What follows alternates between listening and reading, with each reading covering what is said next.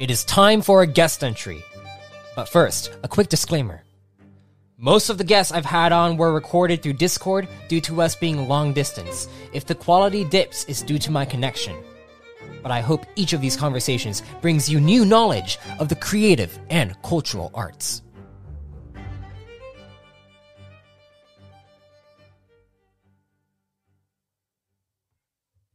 Greetings, fellow travelers and storytellers. Welcome to the first guest entry of Arthadian Anthology Season 4.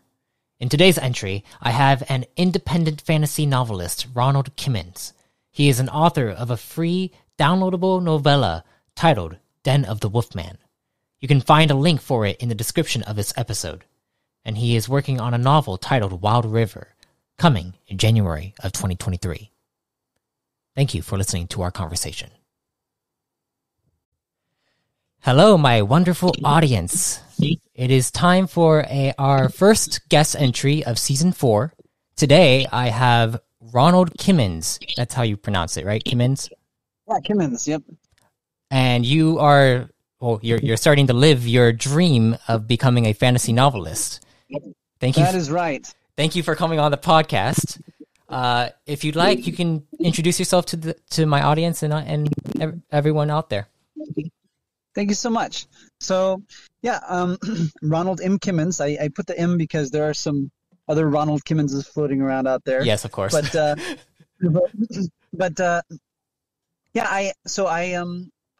where to start? I've done some things in my life. I think I'm not that old yet. I'm 38, but I've done a few things. So I grew up actually in rural Texas.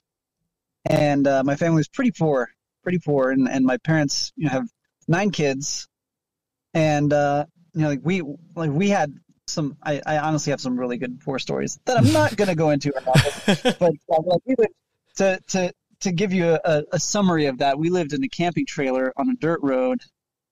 At first, we didn't have proper plumbing going in and out of that thing. Wow. So, yeah. So anyway, but then went to college. And I was actually a missionary for 2 years in Taiwan, and I got to go over there. And when I got there, I couldn't speak Mandarin yet.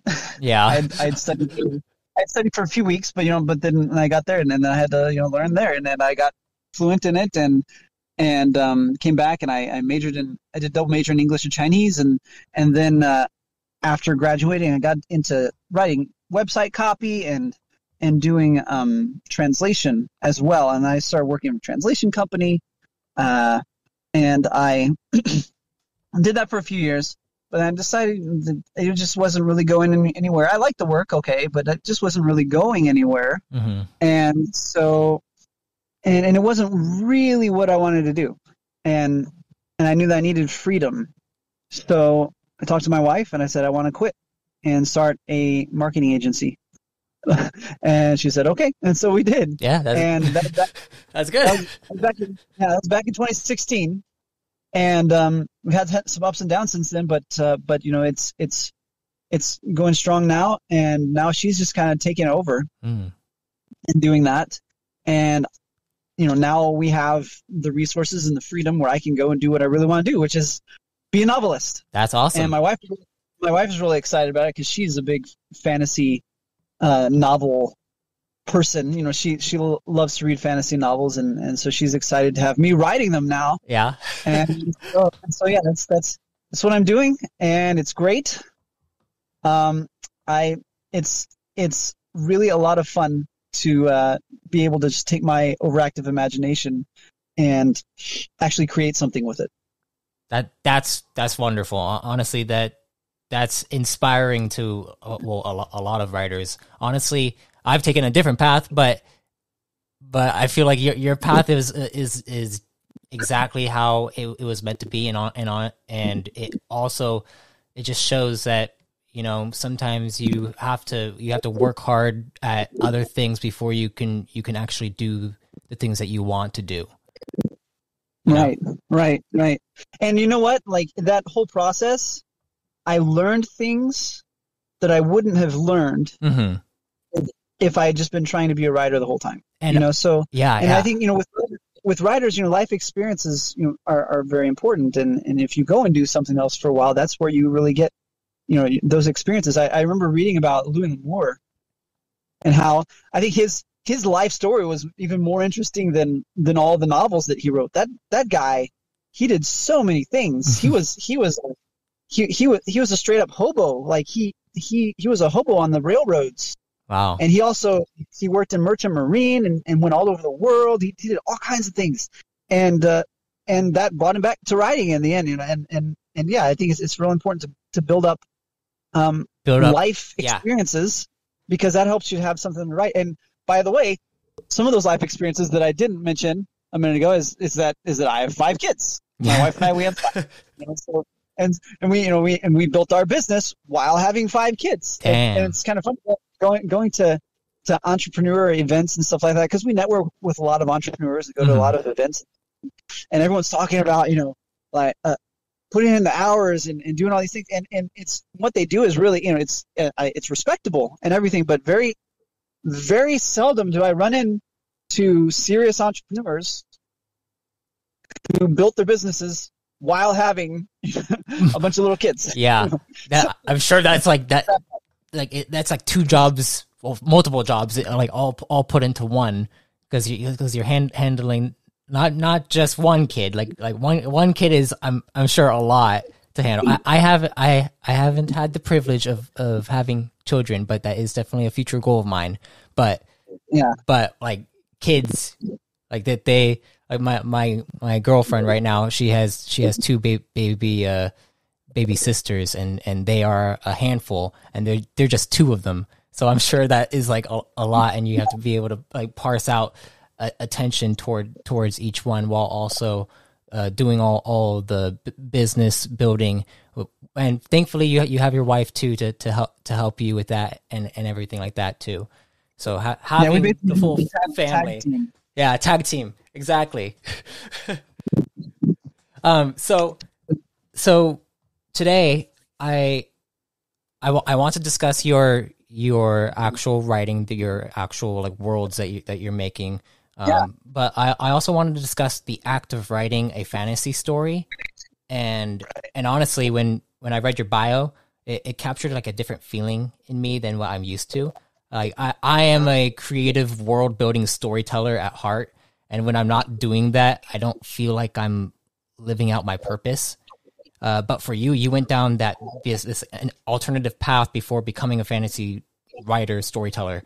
My first question for you is if you can go into your initial process when beginning this journey, this writing journey, and just explaining how, like, what really got you started on writing, and like all the, like, maybe all the minor details throughout your life that kind of brought you to this point.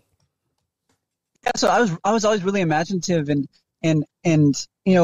growing up as a little kid, even though we were poor and everything, we actually had a significant amount of land, and we had woods, and we had a ravine that went through there, and we would build tree houses and these big spreading oak trees, and that whole environment was very conducive to imagination. Yes, and my siblings and I, we would play a lot, and we would play as different characters and things, and we had to be very inventive. We weren't really close to a lot of other kids near us, so what we did, when we played when we were young, it was always very inventive, very creative, making up stories, making up characters. So there was always that, and my mother also is a big science fiction fantasy reader, more science fiction than fantasy, but she likes both. And she always I like science fiction better than fantasy, honestly. And I'm probably going to write science fiction at some point. Yeah. I certainly have some ideas. It's just that's not really where I started. Mm-hmm. But she had a lot of that. Like I used to read. There's a ton of Star Wars books. Yeah, there are.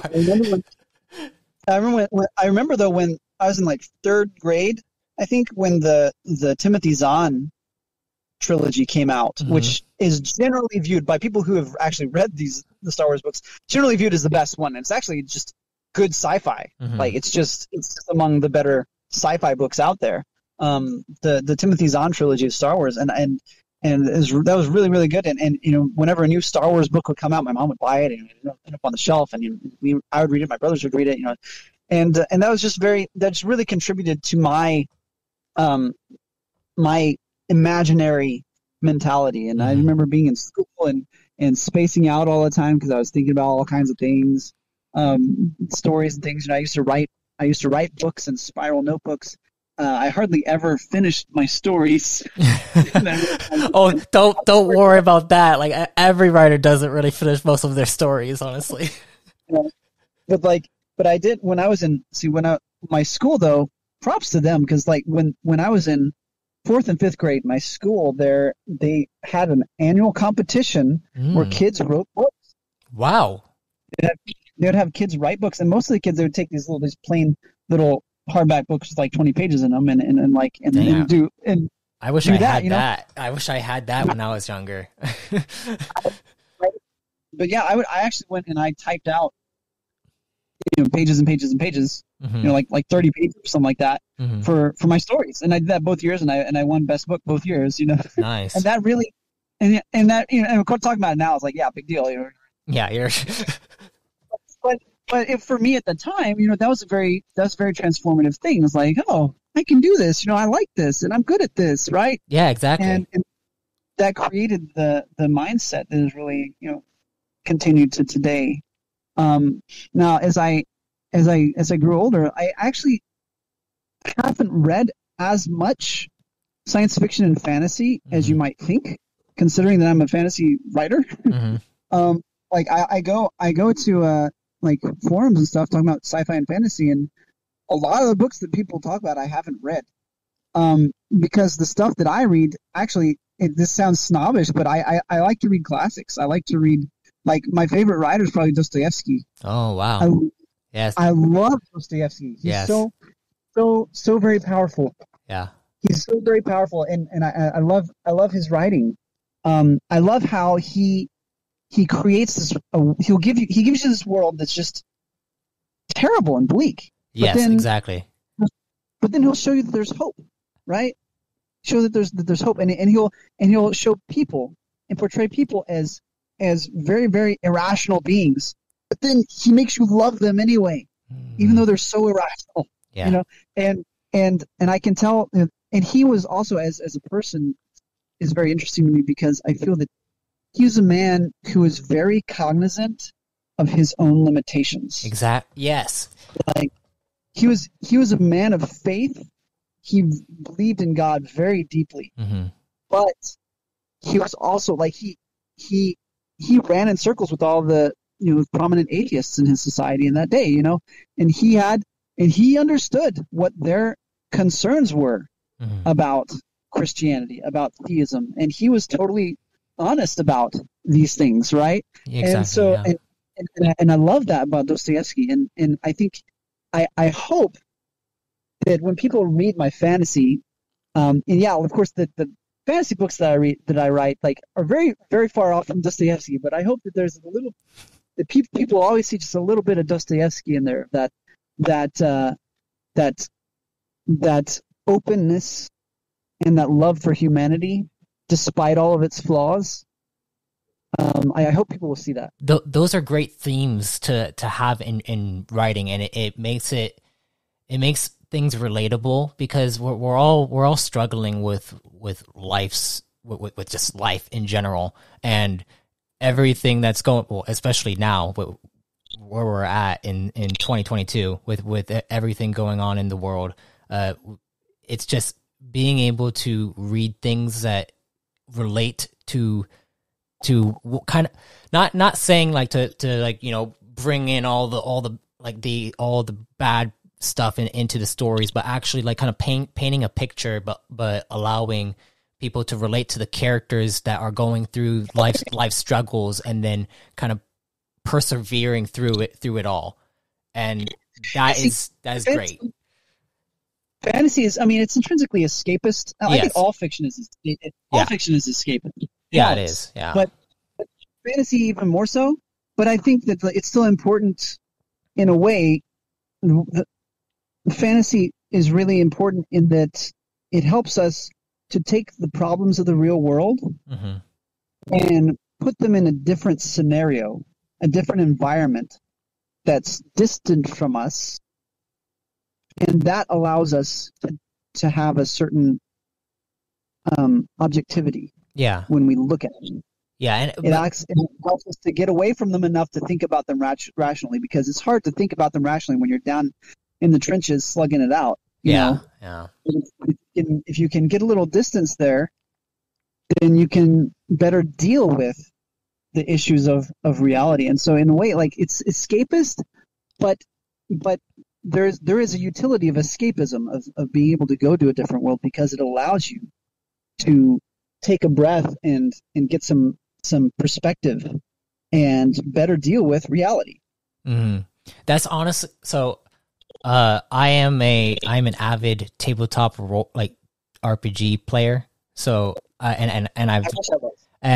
and honestly, that is why I play those games, is because you're creating a character, like kind of like when you're writing a story, you're creating these characters, but like when you're playing a tabletop role playing game, you're embodying a certain personality that might have different perspectives than you, and you have to role play those perspectives based off of certain scenarios. And I've had friends who have played, and it takes some time to get used to that kind of aspect of things. But then once you play a few more times and you start making more and more characters, then you start to get you get that feeling of being in someone else's shoes, but you're also like you're creating a character that you probably wouldn't normally play as, or like envision yourself as. Yeah. But you're making decisions based off of that character. And then so like with writing, with like fantasy writing, it is like it's like a scope into the mind of different perspectives, and you have to take those certain perspectives out in the real world, even perspectives you normally wouldn't like, and you have to also view the perspectives that you don't like in a positive light in some regards, so that you can understand even your worst enemy and how they might be portrayed. I love taking characters that are just totally different from me, Mm-hmm.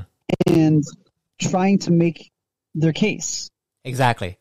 You know, we have a completely different view on things from me, and trying to make a case for them. You know, and what that does is sometimes it kind of changes my perspective on things, my own views. Mm-hmm. Mm-hmm. Other times, even if it doesn't do that, it allows me to understand them better in such a way that I'm more capable of arguing my case against their position. Yes. And helping them to understand what I'm saying. It's kind of because I understand. Yeah. It's kind of like a mental debate with yourself while you're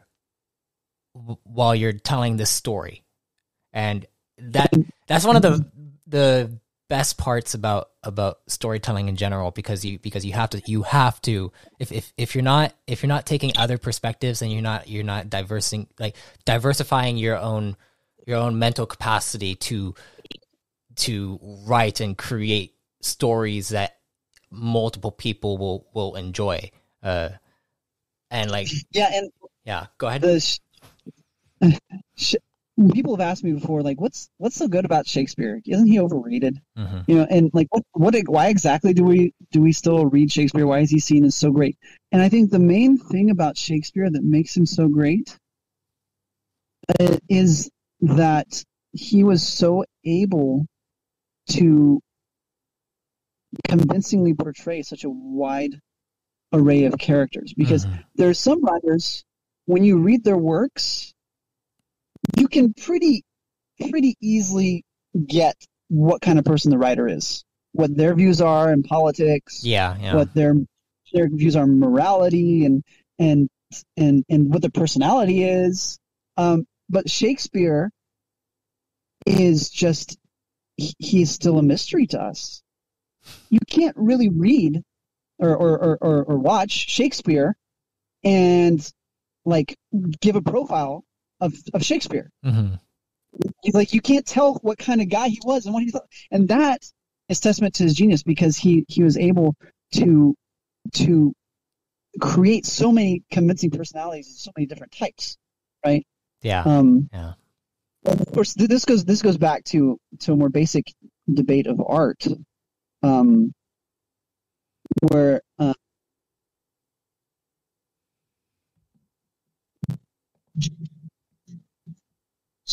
like the poet should be the least poetic of things, Mm-hmm. because he said that the poet should be transparent. He should just communicate reality. And if he's adding a lot of his own color to it, if he's changing it too much based on who he is, then he's not really doing a good job. Because he's not giving a good view of reality. He's giving a good view of him. Mm. But then, and so in that way, according to that standard, that's why Shakespeare was great. But on the flip side, Wordsworth, I think, was a little more pragmatic, and his philosophy was, if I don't write what I know, what do I write? Mm. I write what comes from my mind, Yeah. And so it's kind of a different, and there's merit to both perspectives there. And that's the point of going out and having experiences in the real world, so that you can take in that stuff, so that you can write what you know, which is the experiences that you've collected. Right. So, yes. How I want to ask you another question. How do you approach writing? Do you plot out an outline for your story, or are you more of a go with the flow type of writer? So, for most of my writing experience, I've been what they call pantser. I just yeah. Go. And I've written a lot of short stories like that. Mm-hmm. But for this novel that I wrote, that I'm writing, that's releasing in January, I plotted it. I plotted it out. Mm-hmm. I went through chapter by chapter and laid out what I was going to do in each chapter, and I didn't stick to that completely, but it did give me a very clear framework of what I was going to do. I knew where I was going. Mm-hmm. I knew how I wanted to evolve. So I did lay it out a lot. Now, for last month for NaNoWriMo, I decided to jump in, and for my NaNoWriMo project, I did National Novel Writing Month. If anyone doesn't know what that's. Yeah. I decided to jump in and just go ahead and do the second book after Wild River, and that was I've done. I didn't hit 50,000 words. I hit about 40,000, and that was definitely pantsing. I just kind of just go. You just went for it. I went for it. And it was fun. Pantsing. I think pantsing is more fun. Yeah, it is, because you don't know exactly what you're going to write. And also it gets you into a flow state where you're kind of going through it, and it's fun. It's a lot of fun. Yeah, so it's like that's what I did, and it's interesting. It's been a good experience. I think when I do go back to it, I've kind of put that on the shelf for now. I'm going back to my first novel to finish it up, so I can send it out in January. But when I get back onto the second novel, I'm probably going to go back and do more planning and laying it out, because I do think that will give me better results in the end. Mm-hmm. But I will say I definitely do a lot of pantsing for short fiction. And in fact, I have a novella that's already available. It's a prequel to my novel that's coming out. I have a novella. The novella is called Den of the Wolfman. Mm. And that's already available for free download. And I totally pants that. I will add that link to the description of this episode. So yeah, people can access your novella, The Den of the Wolfman. Yeah, so I totally pants that. I did. That was pantsing on my part. It was fun. It was good. And just a note on that, the way where that came about was in Wild River, my novel. I have my main character, Bandas. He's a private investigator. Mm-hmm. And in the novel, I mentioned how he gained notoriety in the city from finding a serial killer called the Wolfman. Mm-hmm. And as I was finishing up, like the third draft of Wild River, I just thought, I kind of want to tell that story. Yeah. I want to tell how he found the Wolfman. And so I went back and I wrote that novella, Den of the Wolfman, showing how Bandas caught the Wolfman. And so that's what that is. So it's a prequel to Wild River. It just happens like right before Wild River, and it's just this one case that Bandas has. But it gives you kind of an intro to the whole world and everything. So that's how that came about. Well, that's great. So if you can, without spoiling too much, could you kind of go into the plot of your new book that you're writing? Oh, but Wild River specifically. Wild River. So Wild River begins. It's the setting is it's in a different world, but it's based largely on 1860s America. Ooh, yes. And a war has just finished, which they call the Slave War, and of course it's similar to the Civil War, the American Civil War. Yeah. The outcome wasn't as clear and decisive. It was more of it was more of a messy thing. But there's a city called Wild River, and Bandas Riverman is a former slave but he's kind of a prodigy. When he was growing up as a slave, he taught himself to read. And he now is a private investigator. And like I said, he gained some notoriety from catching a serial killer. And now he's in his little office one day, and at different times in the same day, 3 different people come to him and ask him to help them find this young woman who's gone missing. Mm. So it's kind of like a mystery. Yeah, it's a little bit of mystery. It's not, the mystery is actually not too heavy. Okay. It's more of an adventure story, but there's a little bit of mystery. There's definitely a little bit of mystery there.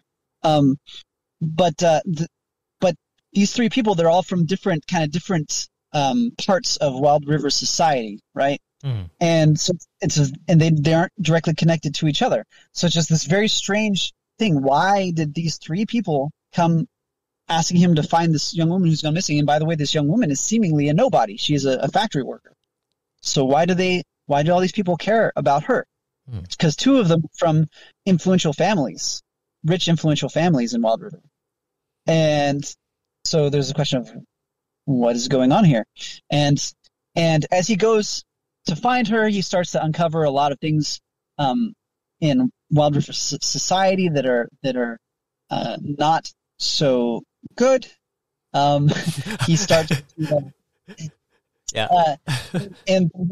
and a conflict emerges between two groups in Wild River. One is one of the influential families, and the other is it's basically a group led by a guy who's half mob boss, half labor organizer. Mm-hmm. And you see this conflict that happens between them, and you also start to see various groups of people in the city have different special abilities. I guess you could call it magic. Kind of low key magic of different kinds. And in this world, the magic is magical abilities they're all attached to bloodlines. It's hereditary, and they're different specific. I definitely have a hard magic system in that people can do very specific things. Like there's no, like, it's not hand wavium where people just can all of a sudden. Yeah. Like there's some people who well, I'm not going to spoil it. Yeah. I'm not going to spoil. Let people read it and learn. Will have different special abilities, and that will start to become evident in the story. And one of those people is actually Bondus. Perfect. Well, I am excited for when it. Do you have a specific date of when it's going to release? End of January. Okay, end of January. You heard that, audience. Yeah. So, apart from that, I want to also ask, what kind of themes and elements are you wanting to explore in your future works? Ooh. It's a good question. So, yeah,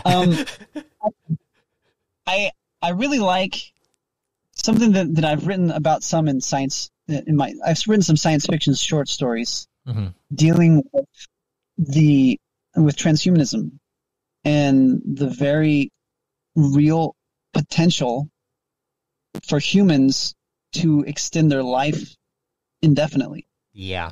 Yep.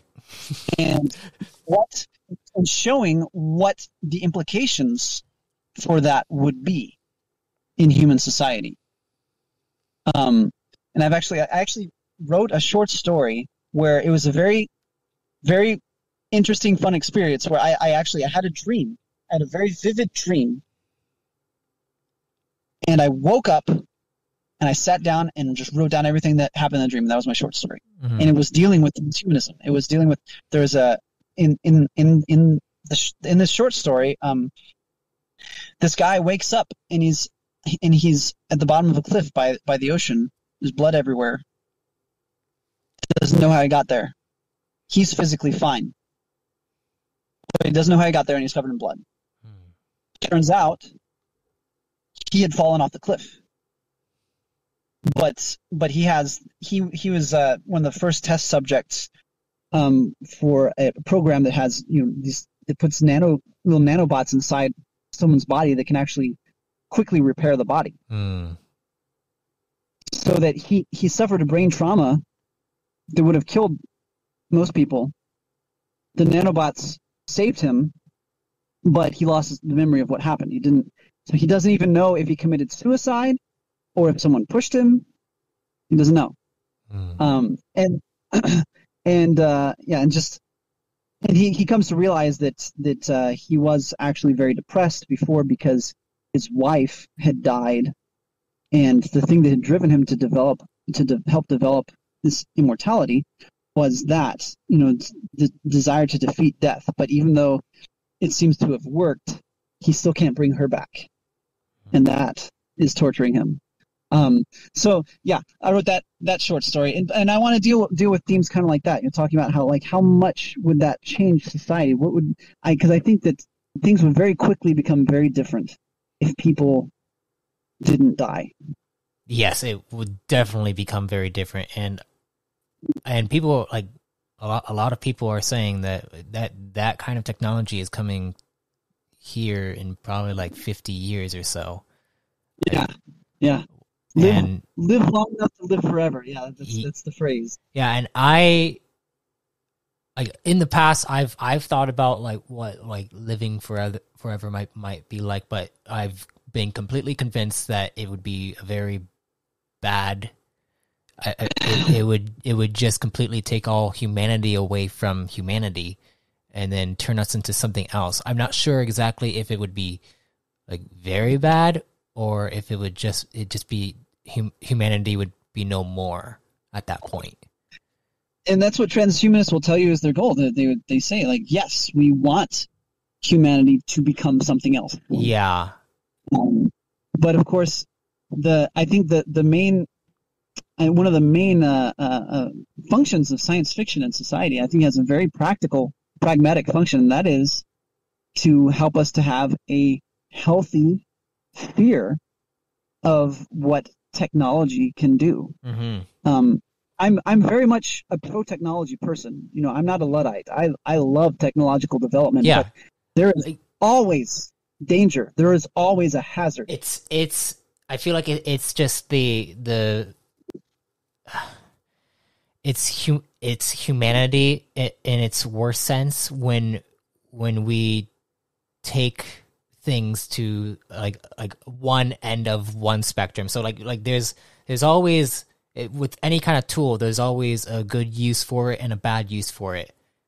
Right. And most technology, whenever like humans create something new, like let's say the nuclear bomb, the first thing that they think about for it is, okay, how can we use this to defend against like our enemies and all that stuff, or like technically now people are talking about nuclear energy and how you can actually use that to get like fix the whole climate change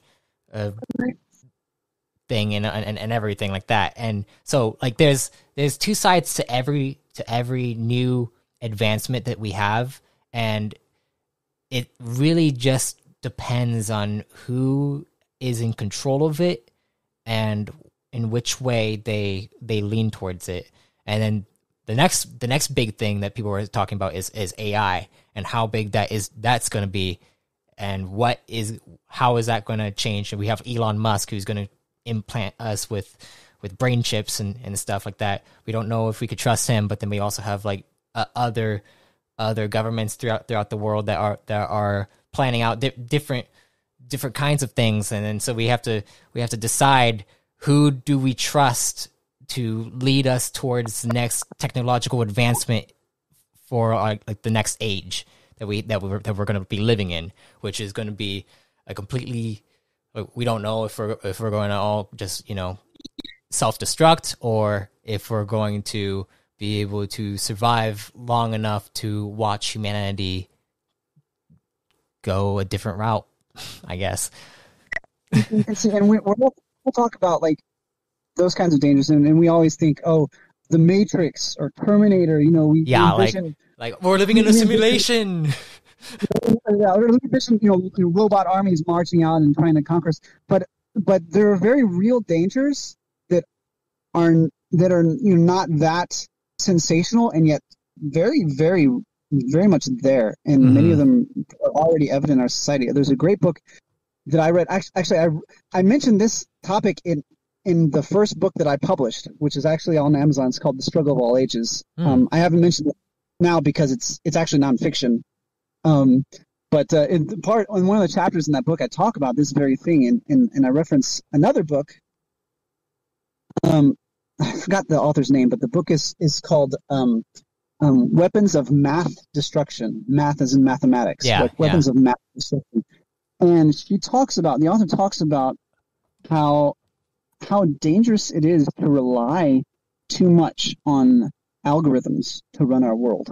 And how we have taken almost like it's like we have a religious reverence for them. Like we give them all this power, but then like people aren't allowed to see what the algorithm is, what its criteria.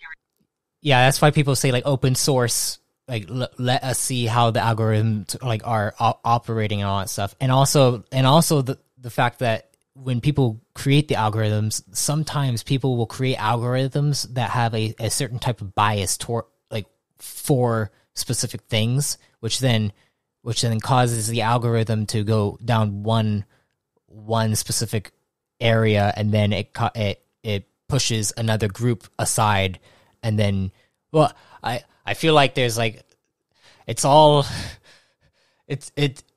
kind of hard to really decide whether or not an algorithm is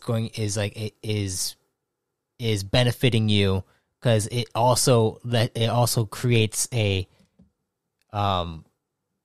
it kind of creates it kind of creates like an echo chamber. Like the algorithms are creating echo chambers for us, where we're inside our own little groups, and then creating our own biases that then just constantly make us polarized. There's this perception that it's not biased because it's not human, and it's applying the same criteria to everyone. But the thing is, the person who wrote it probably had his biases, and so you're just making those biases into the whole thing. And so you're treating everyone the same according to those biases. Right? Yeah. And a lot of times the person writing it doesn't even know those biases are there, but they are. Right? Like an example that is used in Weapons of Mass Destruction, she talks about how like you have this system. Then it says, okay, we want to hire on a fair basis. We want to hire just based on who's most likely to succeed, not based on who knows who or who is what color, who is what gender, whatever. Yeah. But then so they design them, right? And to do that, they just look at all the past performers, like the top performers in the past, and they have a profile for each of them, and then they have the algorithm select based on that profile. Mm-hmm. But then what's going to happen is that the biases that put those people there to begin with are going to continue. Yeah. So you're just protracting the same biases. And that's what happens when you just blindly give unchecked power to algorithms. And like she also talks about school districts firing teachers kind of randomly based on performance scores when the teachers don't even have any idea what goes into the performance score, what that is based on. They're not even allowed to know because it's proprietary. And you have these teachers who are generally seen as some of the best teachers in the district all of a sudden getting fired because their score is low that year. But no one is allowed to criticize the algorithm because the algorithm is proprietary and it's not biased, right? So yeah, that's the kind of dangers that we face. And more everything is being governed by algorithms. Things that are the media that is shown to you, the marketing that you receive, and it's more and more based on data gathered from you personally as well. And so we end up having our entire world that we see shaped by algorithms, and it's a dangerous thing. But so yeah, that is something else that I would be interested in writing, and I think it's a very important thing to talk about. Yeah, it is. It is. It's over the horizon. That's something that's here now, and it's just getting worse.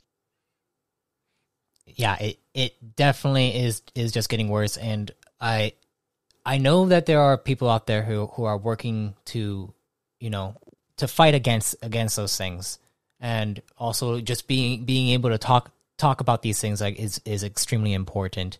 And some people don't want you to talk about these things, and I mean, if we're talking about it now, we'll see what happens. But I honestly do believe that going back to the original point of how we are going to end up living, like in the future, we will probably end up having like immortality in a certain sense, and honestly, mortality is what makes us human.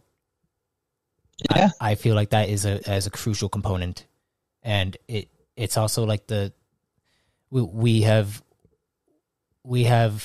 forgotten our roots in a certain degree, to where like we are no longer spiritually minded. It's all like consumerism at this point, which is what the algorithms are feeding. They're literally just collecting your data to give to ad companies so that they can sell you on certain things, and we just need to detach from those things and then remember like the values that we hold apart from what we actually want and desire at like having long-term goals rather than short-term like needs, where like you're able to open your phone and order something and it'll come to your doorstep right away and you want it right away all the time. The real world doesn't really work like that, and that's something that the new generations aren't really learning, and I feel like it's just causing a downward spiral for our society, and it's something that definitely needs to be talked about. Wow, we have gone way We've gone on a crazy tangent, but it's great. I enjoy it. Anyways, yeah, just to kind of go ahead. Just saying, like, I think that something that modern society has done for us, by doing good things such as dramatically decreasing infant mortality and improving health for everyone. Yeah, it's easy for us much more than it has been through most of human history. It's easy for us to kind of believe that we're immortal. Yeah, that we're not going to die. Like, we go about our lives without really thinking about death. And I think that actually makes us very different from the vast majority of our ancestors. I was listening to a podcast recently about how actually someone asked a question saying, do you think that one of the biggest issues with today's society is that they haven't experienced suffering, and that is a very important topic. Is like I feel like those who have an understanding of mortality and how precious life is are the types of people who treasure life a lot more and actually think about think about these kinds of deeper topics on a broader scale, and like those who haven't experienced these things or try to escape from it. I mean, we're in the business of escapism, but like when people try to escape from these things, it's like sometimes you have to face these things head on in order to grow, like become braver and grow the courage to live a better life, I guess. Yeah. And I think that fantasy and sci-fi both actually help people to do that, even though it's escape. It helps people to kind of stay on their toes and think about and not be drawn into patterns of behavior where they stop thinking. It helps people to keep their minds sharp and keep asking, what if? And I actually think, even though it's escapist, I think in that way it has a very important function in society and helping people to address real problems. All right. I have another question for you. Have you thought about expanding to like different media apparatus like screenwriting, audiobooks, or even like games and stuff? I would definitely like to get some of my books as audiobooks. I would love to be involved in making games. I don't have any experience that would in as far as video games go. As far as video. That would just be a very high level conceptual thing there. I'm actually seriously considering making my own board games that actually are related to my fantasy world. And I plan to do that in the future. So so the answer is yes. I probably will be coming out with a board game or a card game at some point in the future related to my books. That's good to know. I mean, I created a tabletop role playing game for my universe. I used to write all the time, so I also like self-published a few books back when I was in high school, but I haven't really written a full on like novel or book in a while, mainly because I've been working on my game for a very long time, and it is finally done, and I'm playing it now for like a live stream and everything. But I do recommend like when you do start making games, you should definitely have a team with you to get the ball rolling and bounce ideas off of each other. And I know you have your own like marketing background, so like that you'll be good on that side, that front.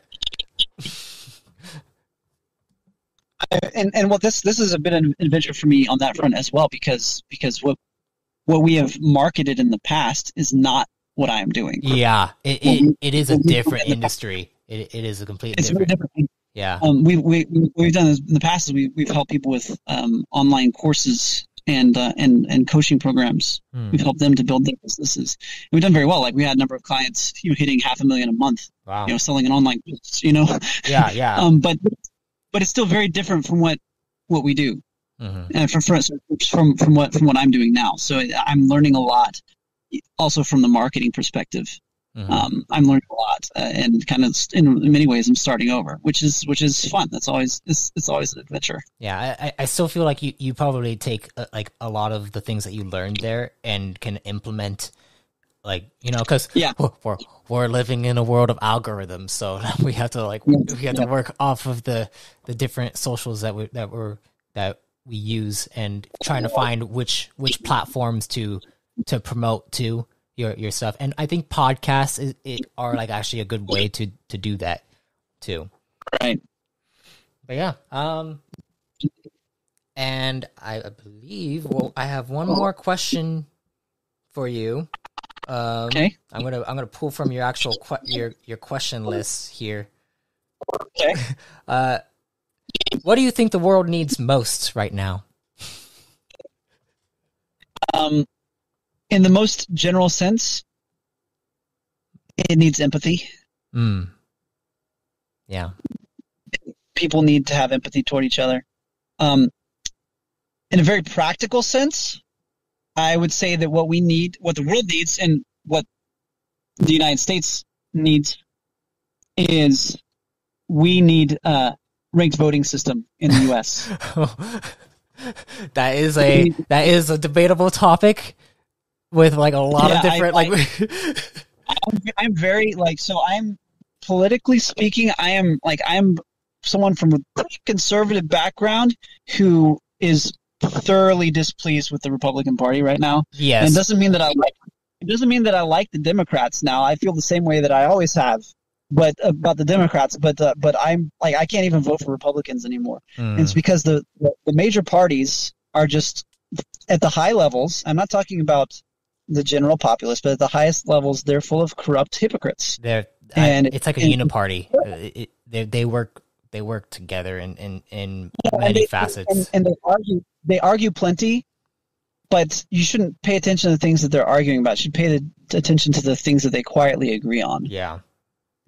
And it's horrific, really. And I don't think that could be the topic of an entire interview there. Yeah, honestly, yes. But the two-party system, we need to have a ranked voting system. That's one of the main things I think that the world really needs right now. Any other problem that we could talk about, like talking about environmentalism, talking about wars and things like all of that that's all symptoms of this. Mm-hmm. Yeah. Well, Ronald, this was awesome. I very much enjoyed talking with you. Honestly, I feel like we could probably dive into so many different topics together, and I would love to have you on again. Hopefully, maybe once your Wild River comes out, we can talk about it, and that would be awesome. Sounds like a plan. Awesome. Well, thank you for coming on. Thank you. And thank you all for listening to our conversation. I hope you enjoyed it, and have a good night. Good night.